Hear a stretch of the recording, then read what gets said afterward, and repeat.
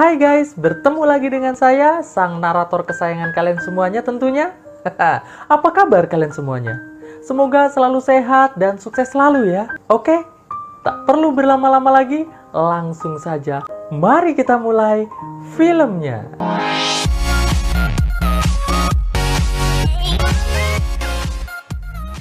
Di kota Andalusia, Spanyol, terlihat seorang gadis bernama Jenny sedang mengendarai mobil cukup kencang dengan kekasihnya yang gandol ketakutan di depan mobil kayak begini. Pria yang bernama Brian ini berusaha meminta maaf atas apapun kesalahan yang udah ia perbuat. Namun Jenny yang sepertinya udah kesel banget nggak menghiraukannya sama sekali. Setelah deket dengan tepi jurang, Jenny segera ngerem dadakan yang otomatis membuat Brian kecebur ke lautan nih guys. Jenny dengan sangat santai bilang kalau ia nggak mau lagi melanjutkan pertunangannya dengan Brian. Setelah itu Jenny pun segera menuju pergi dari tempat itu. Sedangkan Brian yang semaput terlihat terbawa ombak ke pinggir pantai. Setelah sadar, Brian yang sebenarnya belum tahu apa kesalahannya sampai membuat Jenny semarah itu, mulai berpikir keras nih guys. Di tengah perjalanannya, terlihat Jenny senyum-senyum sendiri nggak tahu kenapa nih.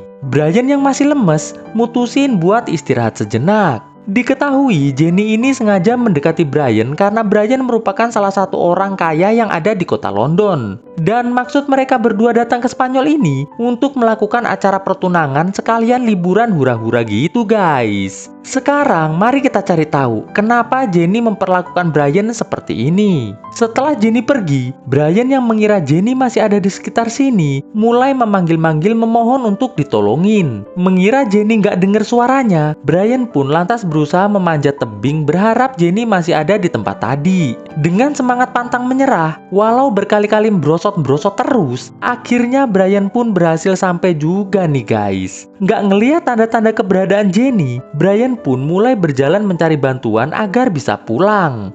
Di tempat lain, Jenny yang sudah sampai di vilanya Brian nampak lagi santuy sambil nelpon temannya yang bernama Carmel membicarakan tentang semua harta Brian yang udah ia dapatkan secara legal tertulis atas namanya. Jenny yang nyangka Brian udah meninggoy bilang ke Carmel kalau siapapun yang menemukan jenazah Brian pasti menyangka Brian meninggoy karena kecelakaan. Lagi pula Brian gak punya keluarga jadi aman gitu. Brian yang mulai kelelahan dan tentunya kehausan mulai terlihat berjalan agak oleng-oleng nih guys. Setelah berjalan cukup jauh, akhirnya Brian berhasil sampai di pinggir jalan raya. Terlihat ada sebuah mobil yang dikendarai 3 orang pria melaju di jalanan tersebut.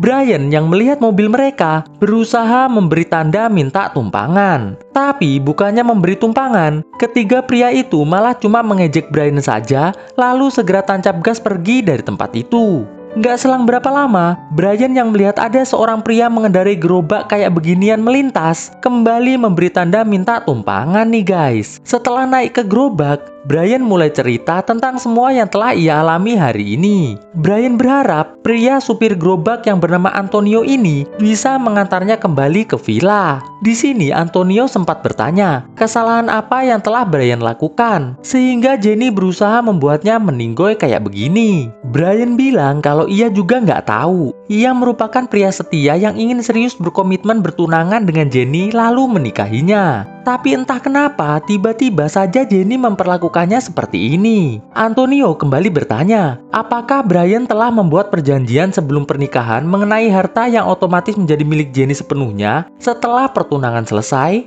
Brian yang akhirnya sadar kalau tujuan Jenny ingin membuatnya meninggoy adalah untuk menguasai seluruh harta miliknya, merasa sangat sedih bingit nih guys. Di sebuah jalanan terlihat Jenny memacu mobilnya cukup kencang gak tahu mau kemana. Sedangkan Brian yang berada di gerobak mulai dinasihati oleh Antonio agar gak mudah percaya dengan wanita. Karena kebanyakan dari mereka memiliki rencana yang gak satu orang pria pun bisa menebaknya. Singkat cerita, sesampainya Brian di tempat tujuan, ia pun mengucapkan terima kasih pada Antonio, lalu segera menuju ke villa. Sesampainya di dekat villa, Brian mulai mengendap-endap agar nggak ketahuan Jenny. Melihat ada sekop, Ia pun segera mengambilnya untuk jaga-jaga. Nggak ngelihat siapa-siapa, Brian pun mulai masuk ke dalam villa. Sambil tetap mengendap-endap, Brian berniat ingin memberikan pelajaran pada Jenny atas perbuatannya tadi siang. Brian pun mulai mencari keberadaan Jenny. Namun sepertinya Jenny nggak ada di villa nih guys, soalnya kosong nih. Brian yang menemukan tiket travel milik Jenny yang menunjukkan Jenny akan pergi ke Cancun, Meksiko besok pagi, mulai berpikir sejenak. Di tempat lain, tepatnya di kafe, terlihat Jenny sedang menonton pertunjukan tari-tarian khas Spanyol yang cukup menghibur.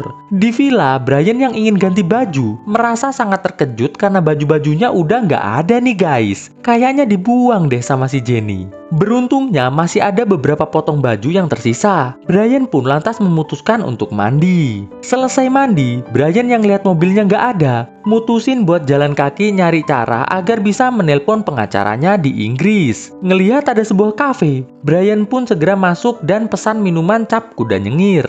Tak lupa, Brian minjam ponsel sang bartender untuk menelpon sang pengacara yang ada di negara Inggris. Namun sial, ternyata telepon sang bartender nggak bisa dipakai nelpon antar negara. Brian pun kembali berpikir mencari cara untuk bisa keluar dari masalah ini. Nggak selang berapa lama, datang seorang pria bernama Marlon menyapa Brian yang terlihat sedang bingung. Sambil santuy, Marlon bertanya, apa yang terjadi? Kenapa Brian nampak sangat bingung kayak begitu? Brian pun cerita kalau ia baru saja hampir meninggoy karena ulah tunangannya. Marlon lantas bilang kalau Jenny memang selalu begitu. Mendengar Marlon nyebut nama Jenny, Brian yang terkejut lantas bertanya, dari mana Marlon mengetahui kalau tunangannya bernama Jenny? Marlon bilang kalau Brian bukan satu-satunya orang yang diperdaya oleh Jenny. Ia pun juga 5 tahun yang lalu bernasib kurang lebih sama dengan Brian. Namun ia nggak dibikin meninggoy. Ia dijebak agar masuk ke dalam penjara setelah Jenny berhasil mendapatkan uang sebesar $50.000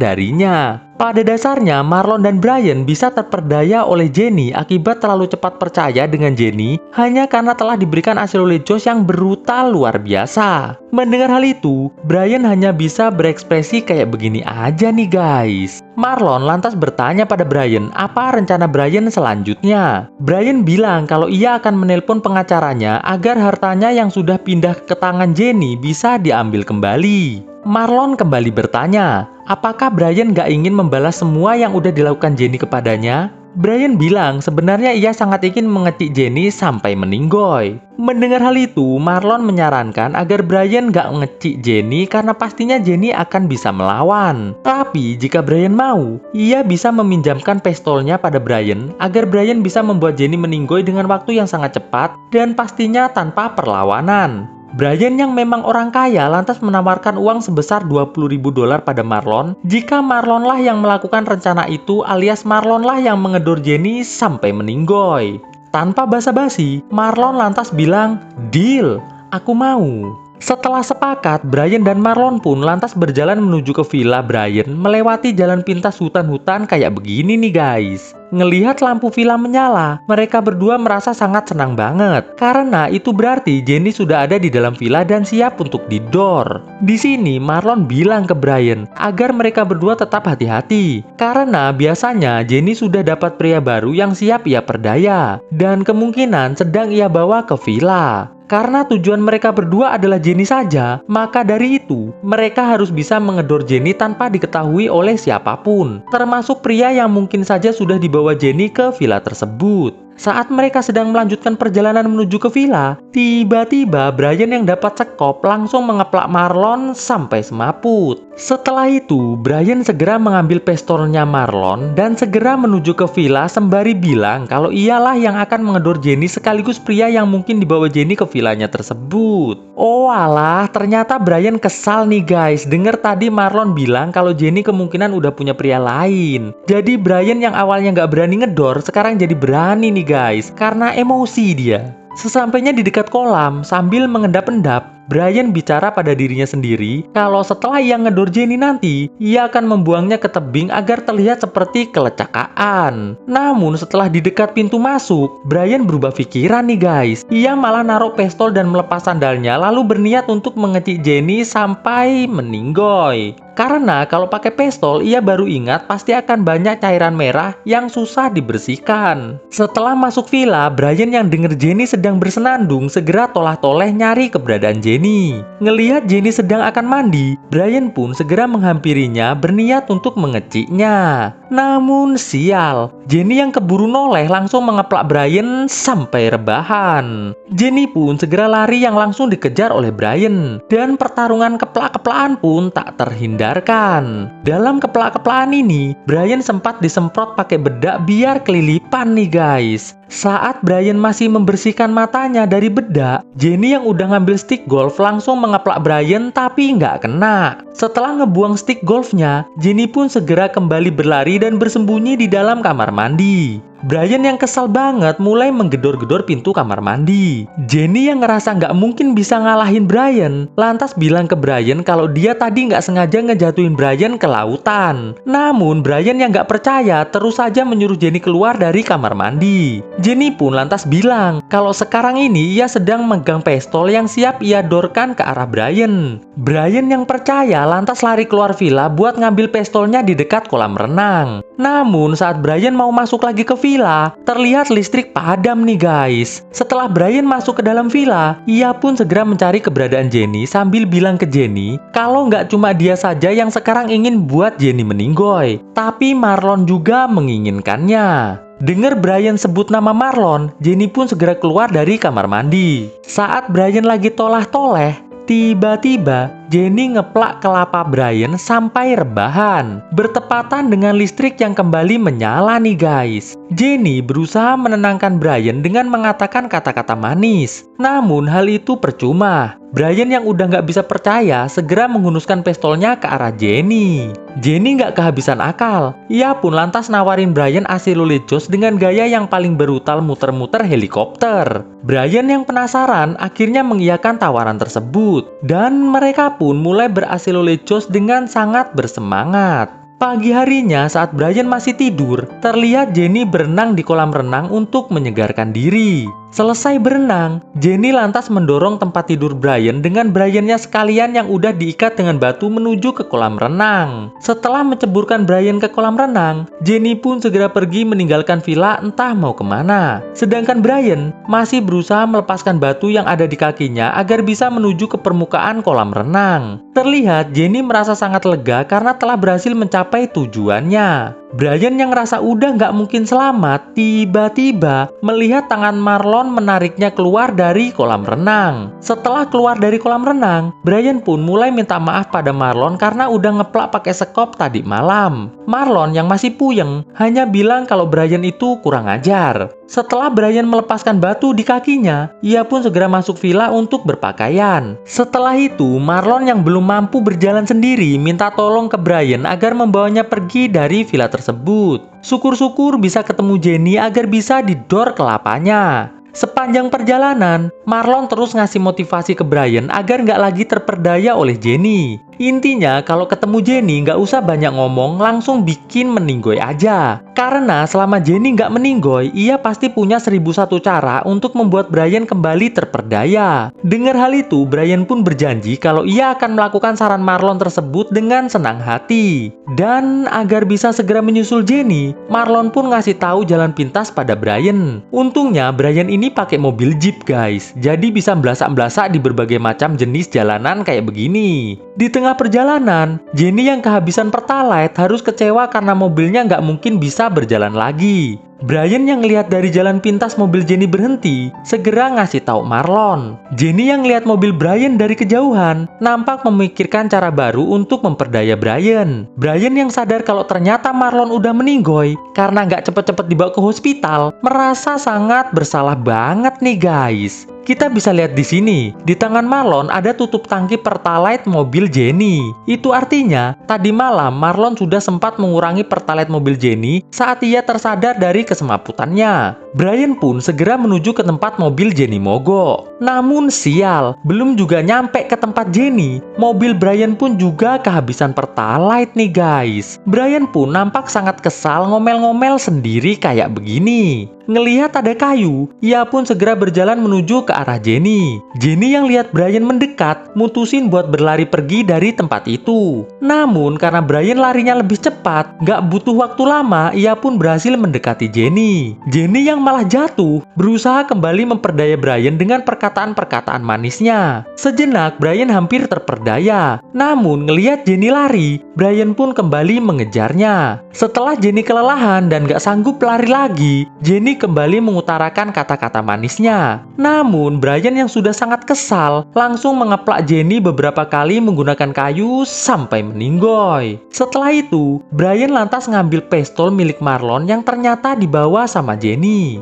Lalu memakai kacamata milik Marlon dan segera menuju ke jalanan. Di jalanan terlihat 3 orang pria di awal kisah tadi melihat ke arah Brian yang sedang menuju ke pinggir jalan. Mereka bertiga ini berniat kembali ngejek dan ngerjain Brian nih guys. Mereka pun segera menghentikan mobilnya dan berjalan menghampiri si Brian. Brian yang denger lagi diejek sama 3 pria tersebut, dengan sangat santuy langsung ngedor ke 3 pria tersebut sampai meninggoy. Dan kisah pun akhirnya selesai. Membangun kisah indah bersama dirimu, sungguh menyenangkan, bahagia jiwaku.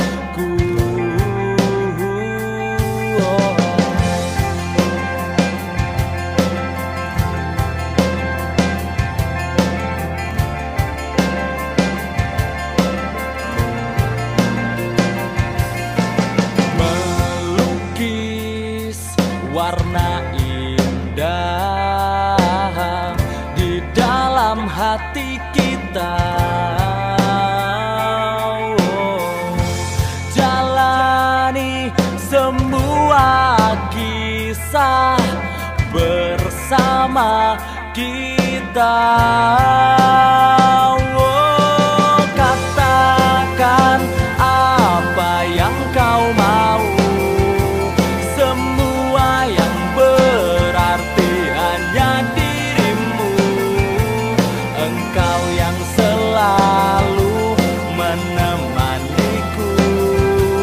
sampai hidup dan matiku. Katakan apa yang kau mau, semua yang berarti hanya dirimu. Engkau yang selalu menemaniku sampai hidup dan matiku.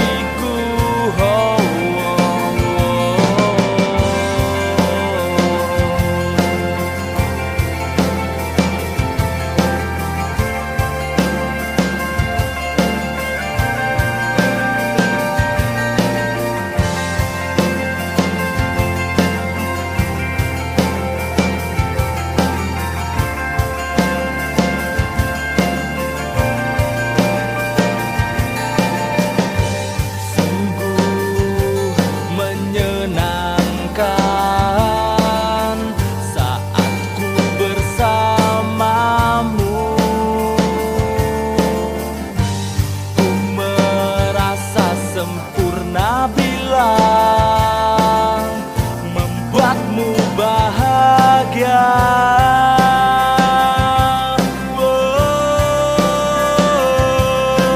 Katakan apa yang kau mau, semua yang berarti hanya dirimu. Engkau yang selalu menemaniku sampai hidup dan matiku.